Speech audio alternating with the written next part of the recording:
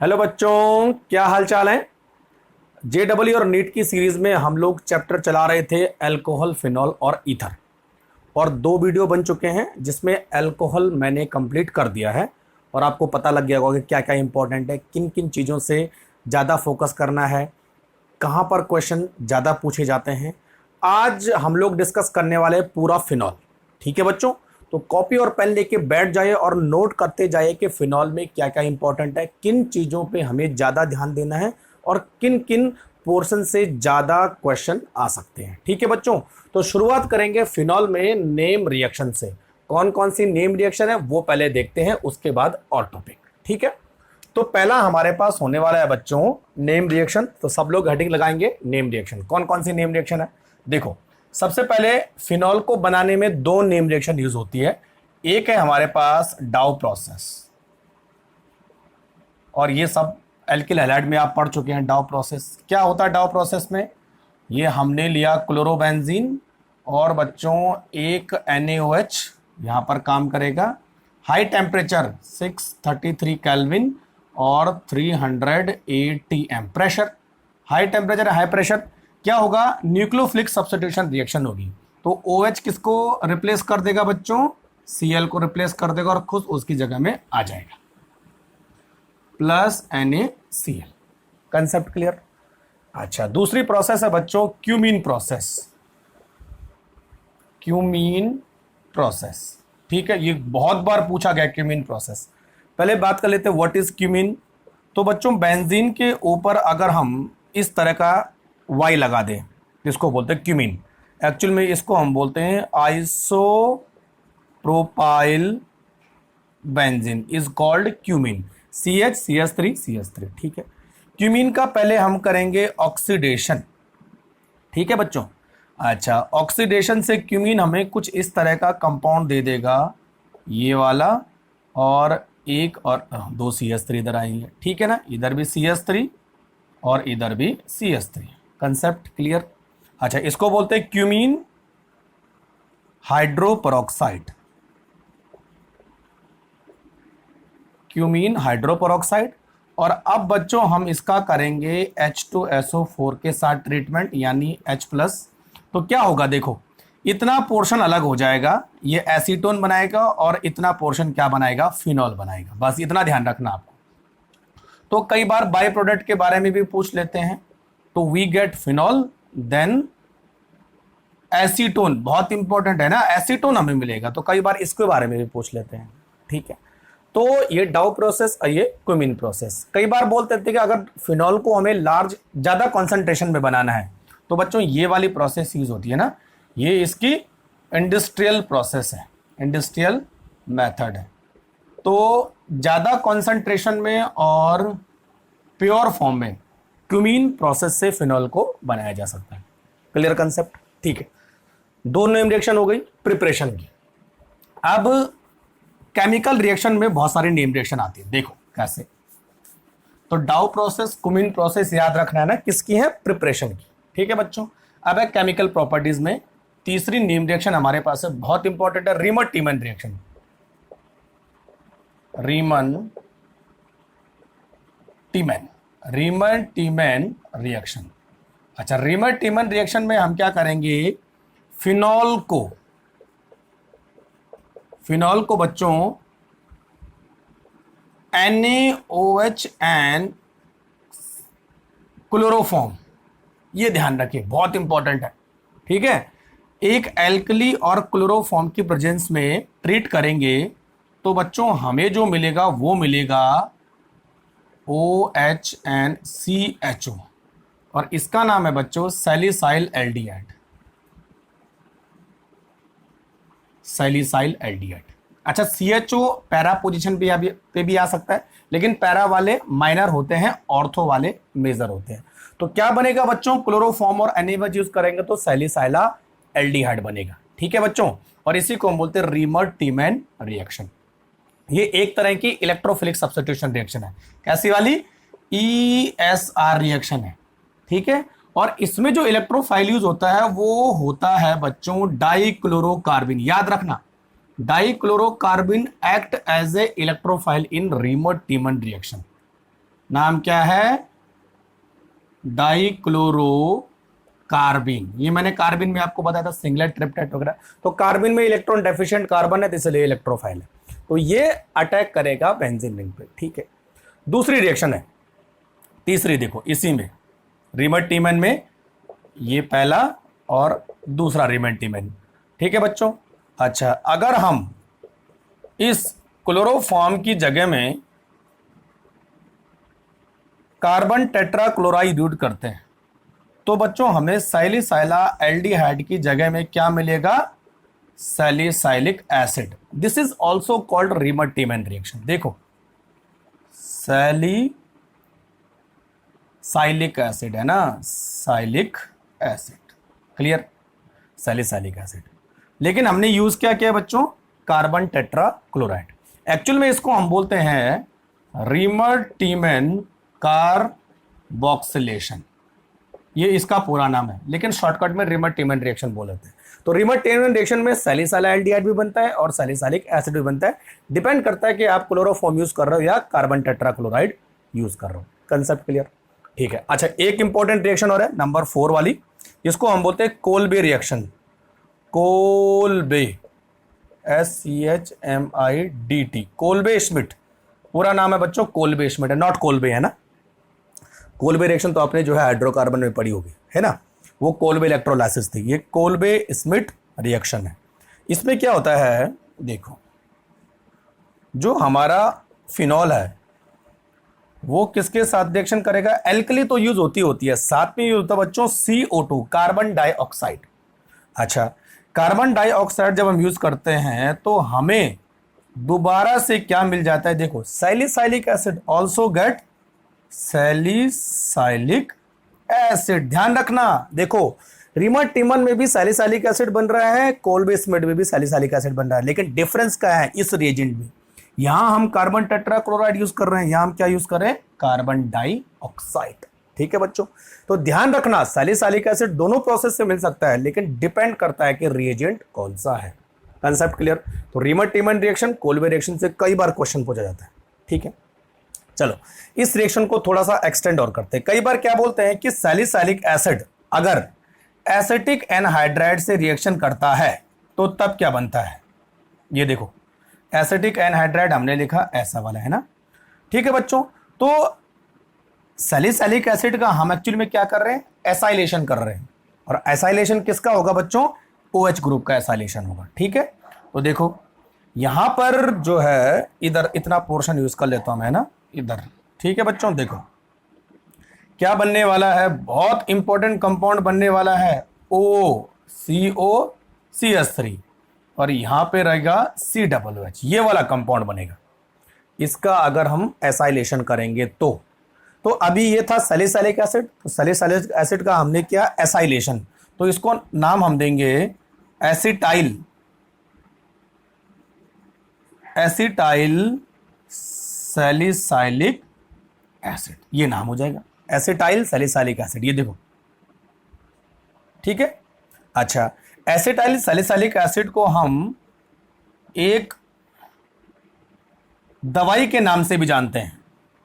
तो acetyl salicylic acid is the chemical name of medicine called aspirin. देखो, बहुत सारे लोगों के घर में पड़ी होगी एस्पिरिन, सर दर्द हुआ एस्पिरिन, बुखार आया एस्पिरिन, बदन दर्द हुआ एस्पिरिन। ठीक है, तो बच्चों एस्पिरिन जो है सैलिसाइलिक एसिड का एक केमिकल नेम है, और एस्पिरिन एक मेडिसिन है जिसके 3 यूज होते हैं। अच्छा, एस्पिरिन मैं यहां पे लिख देता हूं, यहां पे आ जाए ना, एस्पिरिन। तो एस्पिरिन बच्चों 3 काम करती है, ये आप ड्रग्स वाले चैप्टर में पढ़ोगे। एक तो होती है एनाल्जेसिक। एनाल्जेसिक का मतलब जो हमारी बॉडी के टेम्परेचर को कम करती है, बुखार में काम आती है एनाल्जेसिक।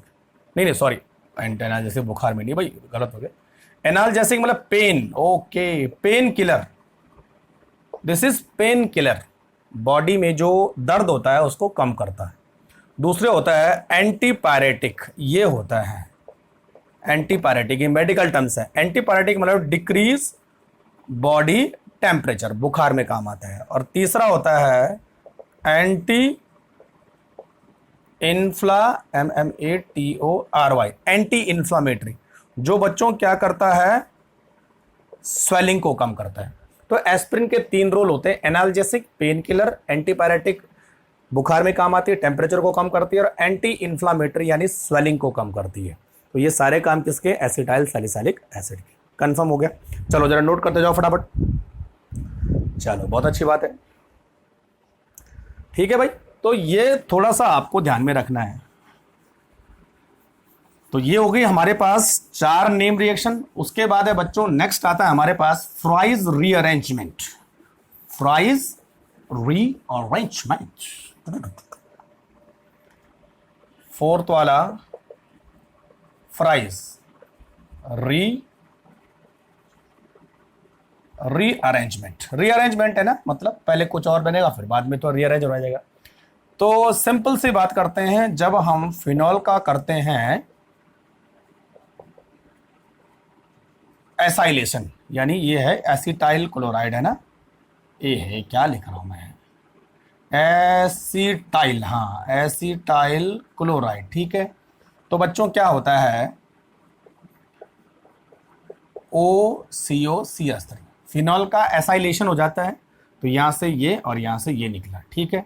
तो बन जाएगा इस तरह का कोई कंपाउंड, ठीक है। अच्छा, अब अगर हम इसको AlCl3 की प्रेजेंस में गर्म करें तो ये ग्रुप जो है नीचे आ जाता है, तो इस तरह का कंपाउंड एक बन जाता है OH और COCH3, और एक बार जो है पैरा पे OH COCH3, ठीक है बच्चों। इसका नाम है ऑर्थो हाइड्रोक्सी, नॉट फिनॉक्सी है ना, आर्थ्रो हाइड्रोक्सी एसिटोफिनॉल, और ये पैरा हाइड्रोक्सी एसिटोफिनॉल, ठीक है। तो इसको हम फ्राइज रेजिन बोलते हैं। कई बार कंफ्यूज होता है कि इसके बाद अगर AlCl3 का यूज करेंगे तो क्या बनेगा। सिंपल सी बात है, ये ग्रुप रीअरेंज होकर इधर आ जाता है, इधर का H ऊपर चला जाता है, बस सिंपल सी बात है। तो ये ऑर्थो और पैरा पोजीशन पर लग जाता है, इसी को बोलते हैं फ्राइज रीअरेंजमेंट, ठीक है। 5वीं नेम रिएक्शन हमारे पास Schotten Baumann reaction, Schotten Baumann reaction, ठीक है। Schotten Baumann reaction is also called benzoylation of phenol. Phenol का बेंजोइलेशन करेंगे तो हमें क्या मिल जाएगा, benzoylation of phenol is called Schotten Baumann reaction. देखो कैसे, अच्छा OH प्लस बेंजोइल क्लोराइड, हम इसमें यूज करते हैं बेंजोइल क्लोराइड, ठीक है, इसीलिए उसको बोलते हैं बेंजोइल क्लोराइड, ठीक है। यहां से H निकला, यहां से Cl निकला, तो क्या बना भाई, एस्टर बना ना, सिंपल सी बात है। तो OCO और इधर भी ये, दिस इज कॉल्ड एस्टर, तो नाम क्या होगा, RCOOR हो गया, ठीक है। तो इसका नाम होगा फिनाइल बेंजोएट, एस्टर बन गया एक तरह का। तो benzoylation of phenol is called Schotten Baumann reaction. Special reaction है, केवल 2 ही कंपाउंड आपस में रिएक्शन करेंगे तभी जाके हमें क्या मिलेगा, एस्टर मिलेगा। और यहां पर एक बेस यूज होता है क्योंकि क्या निकल रहा है, HCl निकल रहा है, ठीक है। तो ये पूरी की पूरी नेम रिएक्शन हमारे पास फिनॉल के केस में आपको पढ़नी है, तो ठीक है, जरा नोट करते जाओ फटाफट। समझ में आ रहा है? चलो अच्छा, अब हमारे पास है बच्चों 2 इंपॉर्टेंट रिएक्शन फिनॉल के केस में। एक है फिनॉल का ब्रोमिनेशन और दूसरा है फिनॉल का नाइट्रेशन। ये बहुत इंपॉर्टेंट है, कंफ्यूज करती हैं क्योंकि थोड़ा सा रिएजेंट को चेंज करने से हमें अलग अलग प्रोडक्ट मिल जाता है। तो पहला हम बात करेंगे ब्रोमिनेशन ऑफ फिनॉल, ठीक है भाई, फिनॉल का ब्रोमिनेशन। अच्छा, सब लोग हम जानते हैं कि फिनॉल में अगर ESR रिएक्शन होगी तो ग्रुप कहां जाएगा, ऑर्थो और पैरा पे जाएगा। क्यों, सबको मालूम है, क्योंकि फिनॉल जो है, फिनॉल में जो OH ग्रुप है वो क्या है, इलेक्ट्रॉन डोनेटिंग ग्रुप है ना, मालूम आपको, इलेक्ट्रॉन डोनेटिंग ग्रुप यानी ऑर्थो एंड पैरा डायरेक्टिंग, ये तो मालूम है, बताने की जरूरत है नहीं, है ना। अच्छा देखो, ब्रोमिनेशन ऑफ फिनॉल, देखो ध्यान से देखो, है ना कैसे हो रहा है। ये हमने फिनॉल लिया और यहां लिया हमने ब्रोमीन, और इधर बच्चों हमने ले लिया वाटर। देखो बहुत इंपॉर्टेंट है ये, वाटर या फिर एक्वस सॉल्वेंट, है ना, एक्वस सॉल्वेंट है ये वाटर, या कई बार केवल ब्रोमीन वाटर के नाम से भी ये रिएक्शन होती है। तो बच्चों क्या होगा, देखो जब फिनॉल की ब्रोमीन वाटर के साथ रिएक्शन होगी तो फिनॉल जो है मोनो और डाई न बना के ट्राई सब्स्टिट्यूटेड प्रोडक्ट बनाएगा। This is called 2,4,6 try bromo and phenol. It is a white powder. बहुत इंपॉर्टेंट है, बहुत इंपॉर्टेंट है, ठीक है।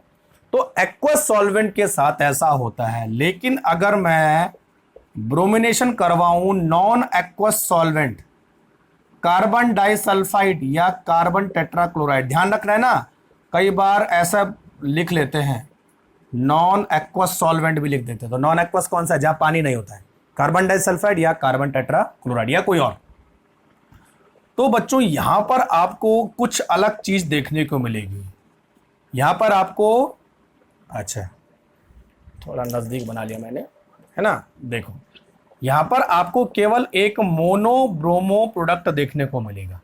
तो एक लगा देंगे हम पैरा पे और दूसरा लगा देंगे हम ऑर्थो पे। ये बस ortho bromophenol and para bromophenol, बहुत इंपॉर्टेंट है। चेंज क्या हो रहा है, सॉल्वेंट, बस सॉल्वेंट के चेंज होने से हमारा प्रोडक्ट चेंज हो रहा है, ठीक है। अच्छा कई बार बोल देते हैं ऐसा क्यों होता है, देखो बच्चों जब अगर फिनॉल एक्वस सॉल्वेंट में होता है तो आपको पता है फिनॉल जो है क्या है, एक एसिड की तरह काम करता है। तो एक्वस सॉल्वेंट में फिनॉल फिनॉक्साइड के फॉर्म में होता है, और फिनॉक्साइड जो है बेंजीन रिंग को ज्यादा एक्टिवेट करता है, क्योंकि ये ज्यादा एक्टिवेट ग्रुप है बजाय OH के, ठीक है। तो अगर ज्यादा एक्टिवेट हो जाएगा तो रेट ऑफ रिएक्शन इतना फास्ट हो जाएगा कि ट्राई ब्रोमो प्रोडक्ट बनेगा एक्वस के केस में। लेकिन अगर वाटर ना हो तो फिनॉल जो है फिनॉल ही रहेगा, फिनॉक्साइड आयन में कन्वर्ट नहीं होगा, तो रेट ऑफ रिएक्शन स्लो होगा, जिससे हमें पैरा और ऑर्थो प्रोडक्ट मिलेगा। बस यही कहानी है। तो फिनॉक्साइड बनने की प्रोसेस पे ही सब कुछ डिपेंड करता है, ठीक है बच्चों। चलो अब दूसरा सबसे इंपॉर्टेंट है नाइट्रेशन ऑफ फिनॉल, बिल्कुल ऐसा ही, नाइट्रेशन ऑफ फिनॉल, ठीक है बच्चों। नाइट्रेशन का मतलब किसके साथ रिएक्शन होगी, नाइट्रिक एसिड के साथ रिएक्शन होगी। कुछ यहां पर ऐसे होने वाला है, देखो फिनॉल का nitration concentrated HNO3 and concentrated sulphuric acid. देखो बच्चों यहां कॉन्सेंट्रेशन का कमाल है। अगर हमने कॉन्सेंट्रेटेड सल्फ्यूरिक एसिड और नाइट्रिक एसिड लिया तो यहां भी वही कहानी हो जाएगी, 3 nitro group ortho para position पर अटैच हो जाएंगे, और इसका कॉमन नेम है बच्चों picric acid, picric acid 2,4,6 try nitrophenol, ऐसा भी लिख सकते हैं 2,4,6 ट्राई नाइट्रोफिनॉल, और also known as picric acid. दोनों नाम आपको याद रखना, ठीक है, अगर कॉन्सेंट्रेटेड लेते हैं तो। लेकिन अगर डाइल्यूट लेते हैं तो सिंपल सी बात है, डाइल्यूट, तो डाइल्यूट में क्या होगा, सब लोग जानते हैं, एक बार ऑर्थो और एक बार पैरा, बस इतना याद रखना आपको, ठीक है ना बच्चों, इतना याद रखना, ठीक है। तो डाइल्यूट के साथ ऑर्थो पैरा और कॉन्सेंट्रेटेड के साथ ट्राई नाइट्रोफिनॉल यानी पिक्रिक एसिड बनेगा। बहुत इंपॉर्टेंट है, कंफ्यूज करते हैं कई बार, बस आपको लगता है कि नाइट्रिक एसिड है तो बस काम हो जाएगा, लेकिन ध्यान रखना है कॉन्सेंट्रेटेड है कि डाइल्यूट के नाम, ठीक है भाई। चलो नोट करो। तो इतना हो गया हमारे पास, है ना। अच्छा चलो आगे देखते हैं क्या है। अब नेक्स्ट बच्चों बात करते हैं फिनॉल का ऑक्सीडेशन और फिनॉल का रिडक्शन, है ना। इससे भी कई बार एक आध बार क्वेश्चन आया है। तो नाइट्रेशन और ब्रोमिनेशन काफी इंपॉर्टेंट है भाई, बहुत बार पूछा गया है ना। चलो अब बात करते हैं oxidation and reduction of phenol, heading लगाइए oxidation and reduction of phenol. ठीक है बच्चों, देखो एक साथ ही लिख रहा हूं मैं, यहां पर OH ऑक्सीडेशन किसके प्रेजेंस में करेंगे बच्चों, ऑक्सीडाइजिंग एजेंट। ठीक है, तो Na2Cr2O7 और एसिडिक मीडियम रहेगा। तो फिनॉल जो है इस तरह का कोई कंपाउंड बनाता है, ये देखो, और बच्चों इसका नाम है पैरा बेंजोक्विनोन। ध्यान रखना क्विनोन है ना, क्विनोल नहीं है, क्विनोल अलग होता है, पैरा बेंजोक्विनोन। ठीक है, अच्छा सेम कंपाउंड हमें मिलता है अगर हम इसका ऑक्सीडेशन करें in the presence of, sorry, हवा में यूवी लाइट के साथ, सेम टू सेम मिलता है, तो दोनों को बातें के ऑक्सीडेशन करेंगे। ठीक है, अगर हम बच्चों फिनॉल का रिडक्शन करें, और रिडक्शन के लिए हमारे पास है जिंक डस्ट, ध्यान रखना जिंक डस्ट विद हीट, तो जब जिंक डस्ट रिडक्शन करेगी तो हमें केवल क्या मिलेगा, बेंजीन, ध्यान रखना, और प्लस ZNO निकल जाएगा। Removal of oxygen is called reduction. तो बेंजीन बनती है, तो बेंजीन बनाने का भी मेथड है ये, फिनॉल का जिंक डस्ट के साथ रिएक्शन, तो आपने पढ़ा होगा ये। ठीक है, तो ये दो रिएक्शन भी आप नोट करो फटाफट। ठीक है बच्चों, अच्छा चलो, बहुत इंपॉर्टेंट है, अच्छी बात है ना। तो ऑक्सीडेशन और रिडक्शन, बस फिनॉल में ये ज्यादातर ये रिएक्शन ही टाइप की है और बाकी कुछ नहीं है ना। अब बात करते हैं बच्चों boiling point of phenol. Boiling point of phenol, अच्छा कई बच्चे बोलेंगे भाई फिनॉल का बॉइलिंग पॉइंट हमें मालूम है, लेकिन क्वेश्चन कहां से आता है, देखिए यहां पे बच्चों क्या है, हमारे पास दो चीजें हैं। अच्छा पहले मैं थोड़ा सा आपको एक चीज क्लियर कर दूं, वोलेटाइल, एक वर्ड होता है वोलेटाइल, तो वोलेटाइल अगर बढ़ेगा बच्चों, इंक्रीज वोलेटिलिटी या इंक्रीज वोलेटाइल, तो इसका मतलब है उसका बॉइलिंग पॉइंट कम हो रहा है। ध्यान रखना, जैसे पेट्रोल है, पेट्रोल का बॉइलिंग पॉइंट कम है, गिरते उड़ जाता है, तो इसका मतलब वो वोलेटाइल ज्यादा है। तो more volatile less boiling point, और जिसका बॉइलिंग पॉइंट कम होता है उसका वेपर प्रेशर ज्यादा होता है। सॉल्यूशन वाले चैप्टर में पढ़े होंगे आपने। ठीक है, तो more volatile more vapour pressure but less boiling point, ध्यान रखना।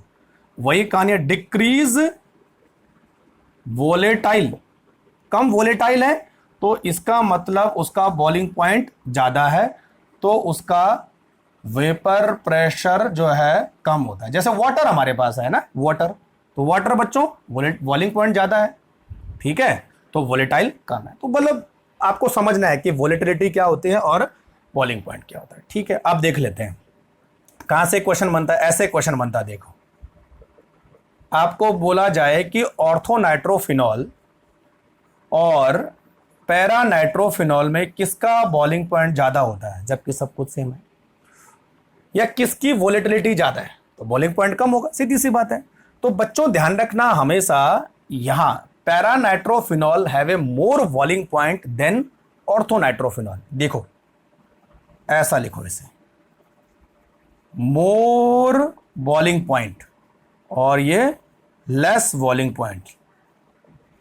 तो इसका बॉइलिंग पॉइंट कम है तो वोलेटिलिटी ज्यादा है, इसका बॉइलिंग पॉइंट ज्यादा है तो वोलेटिलिटी कम है या वोलेटाइल कम है। ठीक है, अब रीजन क्या है, क्यों बच्चों ऐसा होता है। देखो मैंने आपको हाइड्रोजन बॉन्डिंग में बताया था कि जब दो ऐसे ग्रुप जिनमें एक हाइड्रोजन है और एक इलेक्ट्रोनेगेटिव है, तो यहां पर हाइड्रोजन बॉन्डिंग बन सकती है H और O के बीच में। तो इस टाइप के हाइड्रोजन बॉन्डिंग को हम बोलते हैं बच्चों, क्या बोलते हैं, बोलो जरा भाई, इंट्रामॉलिक्यूलर, इंट्रामॉलिक्यूलर H बॉन्डिंग। लेकिन यहां पे इंट्रा नहीं बनेगी, यहां पर कौन सी बनेगी, इंटरमॉलिक्यूलर, याद है, हां इंटरमॉलिक्यूलर H बॉन्डिंग। ठीक है, तो बच्चों क्या होता है, इंटरमॉलिक्यूलर H बॉन्डिंग होती है तो बॉइलिंग पॉइंट ज्यादा होता है, जब इंट्रामॉलिक्यूलर बॉन्डिंग होती है तो बॉइलिंग पॉइंट कम होता है। ठीक है, अब देखो इसको कैसे रिप्रेजेंट करेंगे, तो बस कई बार पूछ लेता है कि ऐसा क्यों होता है। ठीक है,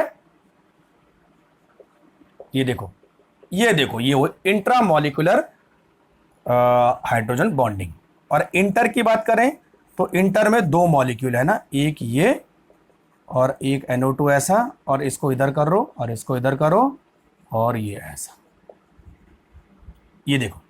तो यहां पे इंटर मॉलिक्यूलर हाइड्रोजन बॉन्डिंग है, यहां पर इंट्रा मॉलिक्यूलर है। इंट्रा मॉलिक्यूलर हाइड्रोजन बॉन्डिंग होने की वजह से मॉलिक्यूल दूर दूर जाता है तो बॉइलिंग पॉइंट कम होता है। इंटर मॉलिक्यूलर हाइड्रोजन बॉन्डिंग की वजह से दो मॉलिक्यूल पास पास आते हैं तो बॉइलिंग पॉइंट बढ़ता है। तो इसी तरह के क्वेश्चन आते हैं आपको, ठीक है ना। तो बच्चों दो ऐसे ग्रुप जिनमें हाइड्रोजन बॉन्डिंग पॉसिबल है तो हमेशा ऑर्थो सब्स्टिट्यूटेड का जो बॉइलिंग पॉइंट है वो हमेशा कम होगा और पैरा और मेटा का ज्यादा होगा, याद रखना, ठीक है। चलो, और रीजन क्या है, inter molecular and intra molecular, बस यहीं से क्वेश्चन बनता है, बाकी और कोई कंसेप्ट नहीं है इसमें, इसको याद रखना, ठीक है। और खासकर नाइट्रोफिनॉल से तो अच्छा। नेक्स्ट जो सबसे इंपॉर्टेंट टॉपिक इसमें है बच्चों वो है एसिडिटी ऑफ फिनॉल। सबसे इंपॉर्टेंट है ना बच्चों, एसिडिटी ऑफ फिनॉल। देखो बहुत इंपॉर्टेंट है, हर बार क्वेश्चन आता है, important acidity of phenol. Phenol की एसिडिटी हमको कैसे मेजर करेंगे, ठीक है बच्चों। सिंपल सी बात है, जो एसिड होते हैं वो क्या करते हैं, प्रोटॉन को डोनेट करते हैं और इस तरह से एक ऑक्साइड, इसको हम बोलेंगे फिनॉक्साइड, है ना, फिनॉक्साइड आयन में कन्वर्ट हो जाते हैं। ये तो वह प्रोटॉन का डोनेशन और एसिड प्रॉपर्टी, ठीक है। तो ये प्रोटॉन को एक्सेप्ट कर रहा है, प्रोटॉन को डोनेट कर रहा है, this is called phenoxide ion, ठीक है बच्चों। अब जो है हमने लास्ट टाइम बात की थी कि हमारे पास अगर फिनॉल है और दूसरा कौन सा है, अल्कोहल है, तो फिनॉल हमेशा ज्यादा एसिडिक होते हैं, अल्कोहल कम होते हैं। क्यों? क्योंकि अल्कोहल का जो अल्कोक्साइड आयन है वो कम स्टेबल है, फिनॉल का फिनॉक्साइड आयन ज्यादा स्टेबल है। क्यों? इसके पीछे क्या था बच्चों, रिजोनेंस, है ना, रिजोनेंस है, क्योंकि ये जो चार्ज है ये बेंजीन के ऊपर डिस्ट्रीब्यूट हो रहा है, तो चार्ज कम होगा तो स्टेबिलिटी बढ़ेगी, सीधी सी बात है। तो एक्चुअल में जब भी आपको फिनॉल की एसिडिटी चेक करनी है तो ये देखना है कि ये जो चार्ज है, ये जो माइनस चार्ज है, ये स्टेबल हो रहा है कि नहीं हो रहा है, ठीक है। अब देखो बच्चों कैसे हम इसको कवर करेंगे, है ना। देखो अब एक चीज थोड़ा सा आपको याद रखनी है, जो फिनॉल है वो बच्चों NaOH के साथ रिएक्शन करता है, लेकिन अल्कोहल NaOH के साथ रिएक्शन नहीं करता, ये ध्यान रखना आपको, क्योंकि अल्कोहल की एसिडिटी बहुत कम है और उस मुकाबले में फिनॉल की एसिडिटी ज्यादा है। तो ये एक बार कई बार पूछा भी जाता है, ठीक है। चलो ये तो अलग चीज हो गई। फिर फिनॉल जो है अल्कोहल से ज्यादा एसिडिक है, रीजन रिजोनेंस। अब देखो अगर फिनॉल के ऊपर में कोई सब्स्टिट्यूशन लगा दूं, है ना, तो उसकी एसिडिटी पे क्या फर्क पड़ेगा वो ज्यादा इंपॉर्टेंट आपको देखना है। चलो अगर मैं फिनॉल पर कोई इलेक्ट्रॉन डोनेटिंग ग्रुप लगा दूं, इलेक्ट्रॉन डोनेटिंग ग्रुप, इलेक्ट्रॉन दे रहा हूं मैं इसको किसी ग्रुप के थ्रू, तो बच्चों क्या होगा, इसके ऊपर जो माइनस चार्ज है वो बढ़ेगा, तो इसकी स्टेबिलिटी कम होगी। ध्यान रखना है ना, माइनस चार्ज बढ़ने से जो स्टेबिलिटी है वो डिक्रीज होगी। लेकिन अगर मैं फिनॉल में कोई इलेक्ट्रॉन विड्रॉइंग ग्रुप जोड़ दूं, इलेक्ट्रॉन विड्रॉइंग ग्रुप, तो ये फिनॉल से इलेक्ट्रॉन विड्रॉ करेगा, यानी इस माइनस चार्ज को ये कम करेगा, विड्रॉ करेगा ना, तो ये माइनस चार्ज कम होगा तो स्टेबिलिटी बढ़ेगी। तो बच्चों स्टेबिलिटी बढ़ती है तो साथ में क्या होता है, एसिडिटी भी बढ़ती है, सीधी सी बात है। तो stability directly proportional to the acidity directly proportional to the stability of phenoxide ion. तो जितना ज्यादा आप इलेक्ट्रॉन विड्रॉइंग ग्रुप लगाते जाओगे एसिडिटी उतनी बढ़ती जाएगी, जितना ज्यादा आप डोनेटिंग ग्रुप लगाते जाओगे उतना ज्यादा एसिडिटी कम होती जाएगी। Concept clear? तो बस electron withdrawing group increase acidity, electron donating group decrease acidity, बस। तो एसिडिटी का ऑर्डर ये होगा, देखो ये वाला, पहले इलेक्ट्रॉन विड्रॉइंग ग्रुप वाला आएगा ज्यादा एसिडिक, उसके बाद फिनॉल आएगा और फिनॉल से कम होंगे इलेक्ट्रॉन डोनेटिंग ग्रुप, बस ये याद कर लो आप। तो ये एसिडिटी का ऑर्डर है। अब बस केवल ग्रुप ही पहचाने आपको कि कौन सा इलेक्ट्रॉन डोनेटिंग है, कौन सा इलेक्ट्रॉन विड्रॉइंग है। कंसेप्ट क्लियर हो गया? चलो अब मैं कुछ आपको एग्जांपल करवाता हूं, है ना। देखो तो आपने रेजोनेंस में electron donating electron withdrawing group पढ़े होंगे, ठीक है। देखो सपोज मान लिया जाए, अगर आपको बोला जाए कि ये फिनॉल है, ये दूसरा फिनॉल है और ये तीसरा फिनॉल है, और एक में हमने जोड़ा बच्चों NO2 और एक में हमने जोड़ा CH3। सीधी सी बात है, देखो कौन ज़्यादा एसिडिक होना चाहिए, या एसिडिटी का ऑर्डर क्या होना चाहिए। देखो डोनेटिंग है, सॉरी विड्रॉइंग है और ये डोनेटिंग है, तो विड्रॉइंग ज़्यादा देन फिनॉल देन डोनेटिंग, तो इसका जो एसिडिटी ऑर्डर होगा वो ये होगा। क्लियर कंसेप्ट, देखो विड्रॉइंग, फिनॉल एंड डोनेटिंग, ठीक है।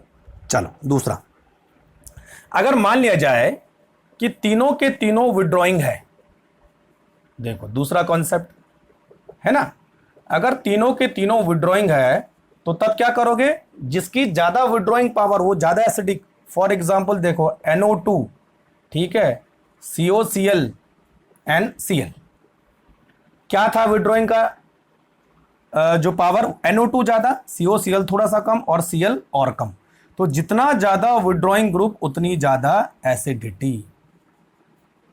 क्लियर कंसेप्ट, ठीक है।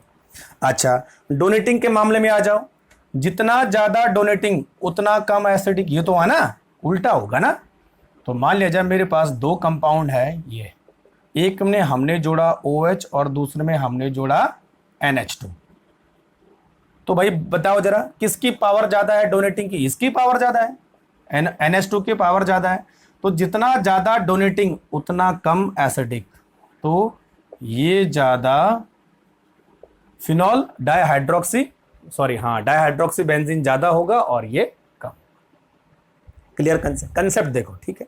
अच्छा एक और चीज, अगर मान लिया जाए मैं बोलूं आपको कि ये फिनॉल है और दूसरा फिनॉल है, इसमें दो NO2 ग्रुप जोड़ दिए और इसमें एक NO2 ग्रुप है, तो कौन ज्यादा एसिडिक होगा। सिंपल सी बात है, जिसके पास जितना ज्यादा विड्रॉइंग ग्रुप वो उतना ही ज्यादा एसिडिक। तो ये सिंगल सब्स्टिट्यूशन है, यानी अगर पैरा पोजीशन पे कोई इलेक्ट्रॉन डोनेटिंग और इलेक्ट्रॉन विड्रॉइंग ग्रुप जुड़ा है तो सिंपल आप जज कर सकते हो कि कौन ज्यादा एसिडिक होगा। डिपेंड करता है कि उसकी जो विड्रॉइंग और डोनेटिंग पावर है वो किस तरह की है। कंसेप्ट क्लियर हो रहा है, ठीक है, नोट करो जरा फटाफट। अब बच्चों प्रॉब्लम जो आती है वो आती है अगर पैरा ऑर्थो और मेटा पे हो तो, है ना। इसको मिटा दूं मैं, ठीक है। चलो अब देखो थोड़ा सा टिपिकल बन जाता है, खासकर JEE वालों के लिए, नीट वाले भी ध्यान देना। अगर मान लिया जाए ऐसा कोई प्रॉब्लम आए तो, अच्छा पहले एक चीज और सॉल्व कर लेते हैं। जो बच्चों बेंजोइक एसिड होते हैं वो हमेशा फिनॉल से ज्यादा एसिडिक होते हैं, ऑलवेज ध्यान रखना है ना। Benzoic acid are more acidic than phenol, क्योंकि कार्बोक्सिलिक एसिड है, रेजोनेंस ज्यादा है या रेजोनेंस कम है। दूसरी चीज, अगर बच्चों फिनॉल पर 3 NO2 जोड़ दिए जाएं, ये वाला, इसका नाम है पिक्रिक एसिड, पिक्रिक ACID, तो ये बेंजोइक एसिड से ज्यादा एसिडिक हो जाता है। ध्यान रखना बच्चों, ठीक है, इतना ध्यान रखना। ऐसे नहीं कि भाई फिनॉल है तो इससे कम होगा, लेकिन NO2 क्या करते हैं, इतनी ज्यादा विड्रॉइंग कर लेते हैं कि ये बेंजोइक एसिड से ज्यादा एसिडिक हो जाता है। तो अगर जो है ट्राइनाइट्रोफिनॉल हो वो भी बेंजोइक एसिड ज्यादा एसिडिक होगा, डाइनाइट्रोफिनॉल हो तो वो भी ज्यादा एसिडिक होगा। ध्यान रखना, केवल फिनॉल जो है बेंजोइक एसिड से कम एसिडिक होगा, बस। क्लियर कंसेप्ट, ठीक। चलो तो इतना, ये थोड़ा एक्सेप्शन है, इसको ध्यान रखना, ठीक है। चलो अब कुछ और एग्जाम्पल देख लेते हैं, है ना। तो हमारे पास है, देखो सबसे पहले एक OH, दूसरा OH और ये तीसरा OH, है ना। अच्छा एक में हमने पैरा पोजीशन पे NO2 लगाया, दूसरे में हमने मेटा पे लगाया और तीसरे पे हमने ऑर्थो पे लगाया। अब देखो इसको कैसे सॉल्व करते हैं, सब कुछ सेम है। पैरा पोजीशन पे NO2 है तो बच्चों माइनस और minus I effect, minus R minus I, यहां पे केवल माइनस आई, रेजोनेंस अप्लाई नहीं होता क्योंकि मेटा पे है, और यहां पे जो है minus I again minus R, ठीक है बच्चों। अच्छा देखो सब में विड्रॉइंग है, सबसे कम विड्रॉइंग किस में है, इसमें, तो ये तीसरे नंबर पर आ जाएगा, ध्यान रखना, ठीक है। और इसमें सेम विड्रॉइंग है, लेकिन बच्चों यहां पर थोड़ा हाइड्रोजन बॉन्डिंग की वजह से इसकी एसिडिटी कम हो जाती है। तो पैरा वाला सबसे ज्यादा एसिडिक होगा, ध्यान रखना, देन ऑर्थो वाला होगा, देन मेटा वाला होगा, नाइट्रोफिनॉल की बात करें तो। ठीक है, para will be most acidic, then ortho and then last में मेटा इस केस में। ठीक है भाई, चलो अच्छा दूसरा केस देखो। अब दूसरा केस हमारे पास है, हाँ CS3 वाला है ना, देखो ध्यान से देखो, है ना, OH, ये CS3, ये OH, ये CS3, अच्छा ये OH, ये CS3। ठीक है बच्चों, अच्छा देखो अब हमारे पास जो CS3 है वो उसका नेचर क्या है, डोनेटिंग ग्रुप है ना, तो इसका मतलब ये प्लस I है और प्लस H है। ठीक है, यहां पे केवल प्लस I है क्योंकि हाइपर कंजुगेशन भी मेटा पे नहीं होता है, यहां पर plus H and plus I। ठीक है बच्चों, अब देखो सबसे नजदीक ग्रुप कौन सा है, CS3 है, नजदीक है ना OH के, तो प्लस I और प्लस F ज्यादा मैक्सिमम होगा, ये दूर है तो ये थोड़ा सा कम होगा। लेकिन बच्चों यहां पर केवल एक ही डोनेटिंग है, यानी यहां पर डोनेटिंग ग्रुप केवल एक की वजह से है, एक ही फैक्टर की वजह से यहां पर डोनेटिंग सबसे ज्यादा है, कम डोनेटिंग ज्यादा एसिडिटी, तो सबसे पहले आ जाएगा मेटा, देन आ जाएगा पैरा और देन आ जाएगा ऑर्थो। ठीक है भाई, चेक करो, सबसे पहले मेटा सबसे ज्यादा एसिडिक, देन पैरा में ये, और देन ऑर्थो। रीजन, जितना नजदीक जो है आप इलेक्ट्रॉन डोनेटिंग ग्रुप को ले जाओगे उतना ही ज्यादा इलेक्ट्रॉन डोनेशन होगा और एसिडिटी उतनी ही कम होगी। नोट करो फटाफट। ठीक है, चलो अच्छा नेक्स्ट हमारे पास है, इसको हम क्रिसॉल बोलते हैं, मालूम है ना आपको, ये पैरा क्रिसॉल, ये मेटा क्रिसॉल, ये ऑर्थो क्रिसॉल। ठीक है, अच्छा तीसरी चीज आ जाओ भाई, OH, यहां पे OCH3 मिथॉक्सीफिनॉल, OH OCH3, अच्छा OH OCH3।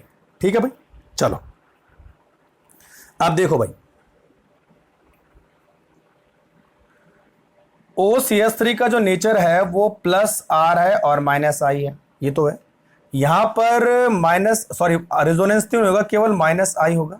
ठीक है बच्चों, और यहां पर होगा हमारे पास again same plus R and minus I। ठीक है भाई, चलो देखो, जो हमारे पास प्लस R और माइनस I है, प्लस R का मतलब डोनेशन, माइनस I का मतलब विड्रॉइंग, लेकिन दोनों साथ हैं तो प्लस R ज्यादा प्रिडोमिनेंट होगा बजाय माइनस I के, ये कंसेप्ट है। ठीक है बच्चों, अब देखो यहां पर केवल विड्रॉइंग हो रहा है, डोनेटिंग नहीं हो रहा है, जबकि इन दोनों जगह में डोनेटिंग हो रहा है, तो ये सबसे पहले आ गया क्योंकि विड्रॉइंग होने से एसिडिटी बढ़ती है। ठीक है बच्चों, अब देखो वैसे कई सारी बुक में क्या होता है कि जो ऑर्थो वाले और पैरा वाले हैं इनकी एसिडिटी सेम होती है, लेकिन अगर पीके भी देखें, PKA देखें, तो ये थोड़ा सा ज्यादा एसिडिक हो जाता है बजाय इससे। तो यहां पर जो है मेटा वाला ज्यादा एसिडिक होगा, देन उसके बाद ऑर्थो वाला और देन लास्ट में पैरा वाला। ये नोट करो फटाफट। वैसे दोनों एसिडिक स्ट्रेंथ सेम है क्योंकि दोनों का जो डोनेटिंग और विड्रॉइंग पावर वो लगभग सेम है। ठीक है, इस तरह ध्यान रखो इसमें। ठीक है भाई, चलो अच्छा नेक्स्ट हम बात करते हैं क्लोरो की। हमारे पास है OHCl। ठीक है भाई, देखते जाओ, है ना, OHCl, और नेक्स्ट हमारे पास है OHNCl। चलो देखो, Cl का नेचर बताओ बच्चों, minus I plus R, only minus I plus R। ठीक है बच्चों, अच्छा हेलोजन के केस में जो माइनस I होता है वो ज्यादा स्ट्रांग होता है बजाय प्लस R के, मालूम है आपको, इलेक्ट्रॉन विड्रॉइंग ग्रुप। तो यहां पर एक्चुअल में विड्रॉ हो रहा है लेकिन थोड़ा बहुत डोनेशन भी हो रहा है, यहां पर भी विड्रॉ हो रहा है लेकिन डोनेशन भी हो रहा है। ठीक है बच्चों, तो देखो जितना, अच्छा हाँ यहां पर देख लेते, यहां पर केवल विड्रॉ हो रहा है, इन दोनों में डोनेशन भी हो रहा है, विड्रॉ भी हो रहा है, तो डोनेशन इफेक्ट थोड़ा सा, सॉरी, विड्रॉइंग इफेक्ट थोड़ा सा कम हो गया क्योंकि डोनेशन भी बढ़ रहा है। यहां पर विड्रॉइंग का डोनेशन नहीं है, तो सबसे पहले ये आएगा एक्सेप्ट। ठीक है, अच्छा यहां पर देखो, यहां पर विड्रॉइंग नजदीक है, माइनस आई है ना, तो ये सेकंड नंबर पे आ गया और ये थर्ड नंबर पे आ गया। तो अब क्या होगा बच्चों, मेटा सबसे पहला, ऑर्थो उसके बाद, और पैरा सबसे लास्ट में। नोट करो जरा फटाफट क्या क्या बोला मैंने। ठीक है, तो माइनस आई, गलत तो नहीं हो रहा भैया, हाँ डोनेटिंग, ना ना ना ना ना, ऐसे करो बस को, ये वाला पहले नंबर पे आ गया बच्चों, ये वाला गलत हो गया, तो नोट करते जाओ, है ना, 1 2 और 3। ठीक है, यानी ऑर्थो और मेटा पैरा, ये सही है, क्योंकि माइनस आई ज्यादा नजदीक होने की वजह से ज्यादा स्ट्रांग है, इसीलिए फर्स्ट पे ortho, then meta, then para. Note करते जाओ, हाँ कंफर्म। चलो, तो इतना नोट कर लिया आपने, है ना। तो इस तरह के क्वेश्चन कई बार पूछे जाते हैं। अच्छा, नेक्स्ट हमारे पास है,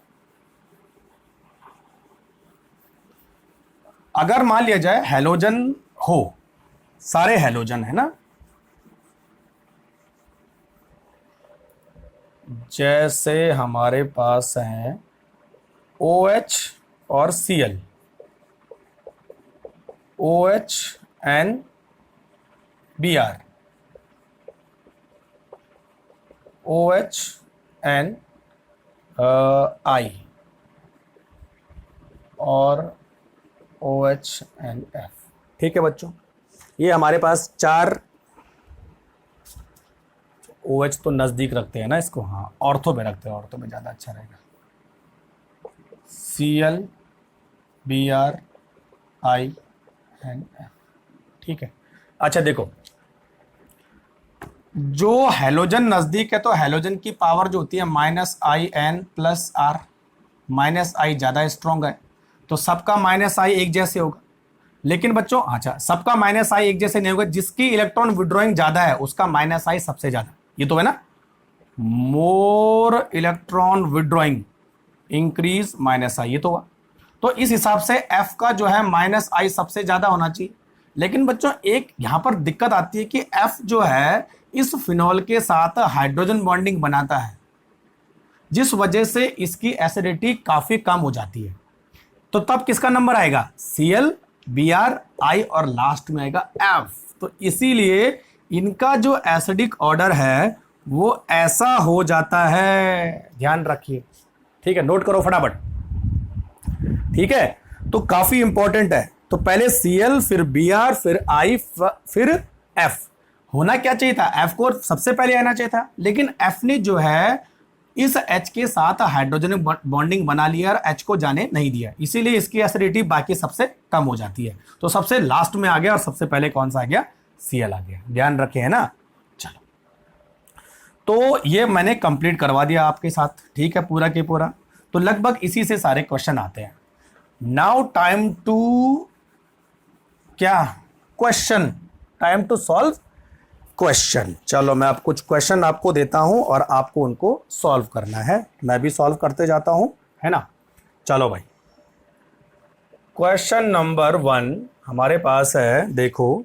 अच्छा, एक तो है फिनॉल, दूसरा है नाइट्रोफिनॉल, तीसरा क्या है यहाँ पर, हाँ OHNOCH3 मेटा पे है ना, और चौथा है हमारे पास OHNO2 मेटा पे।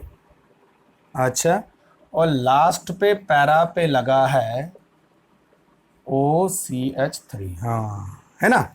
चलो अब मुझे बताओ इनका एसिडिक ऑर्डर क्या होने वाला है, ये A, ये B, ये C, ये D, ये E, है ना। सॉल्व करो क्वेश्चन नंबर 2।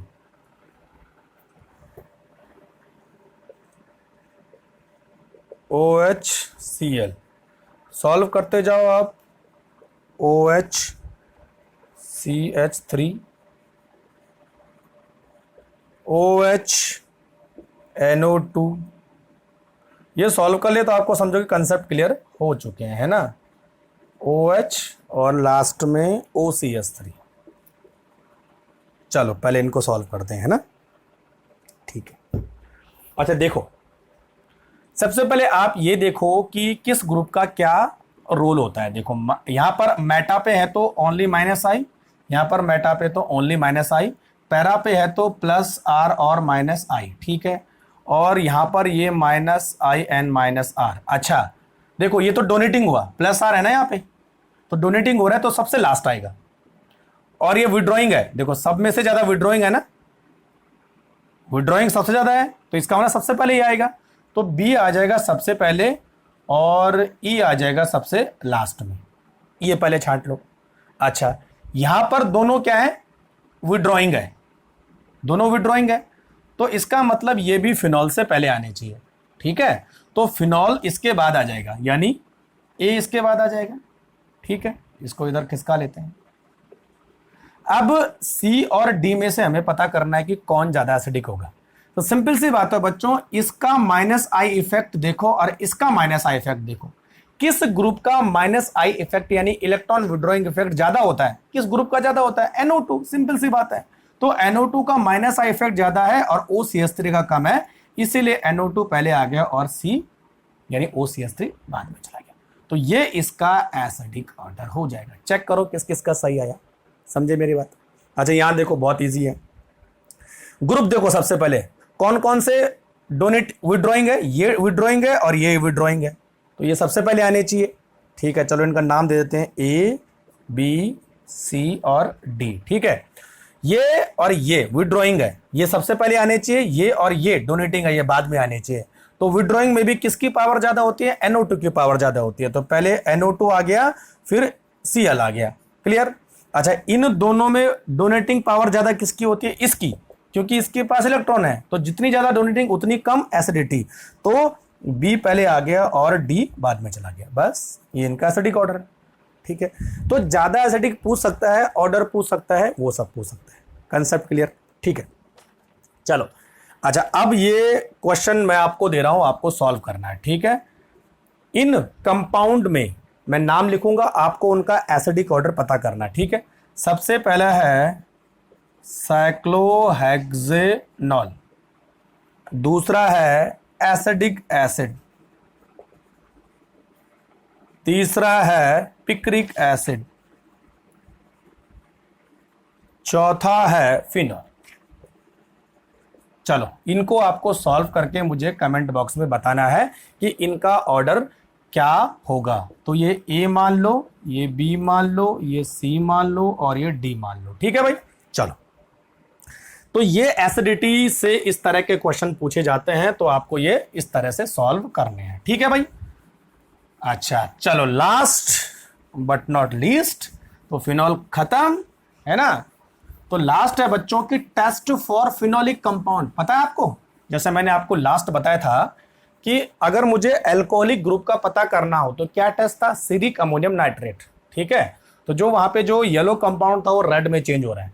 यहां पर क्या है देखो, टेस्ट फॉर फिनॉल, यानी फिनोलिक कंपाउंड का मतलब होता है कि OH ग्रुप अगर डायरेक्ट बेंजीन से जुड़ा हो उसको हम बोलते हैं फिनोलिक कंपाउंड, और अगर इनडायरेक्टली जुड़ा हो, बीच में कोई कार्बन हो, तो बच्चों उसको हम बोलते हैं एल्कोहलिक। ध्यान रखना है ना, एल्कोहलिक ग्रुप और फिनोलिक ग्रुप पे क्या डिफरेंस है, ठीक है। तो फिनॉल के टेस्ट के लिए हम यूज करते हैं FeCl3, फेरिक क्लोराइड, पहले तो ये जानना जरूरी है, ठीक है।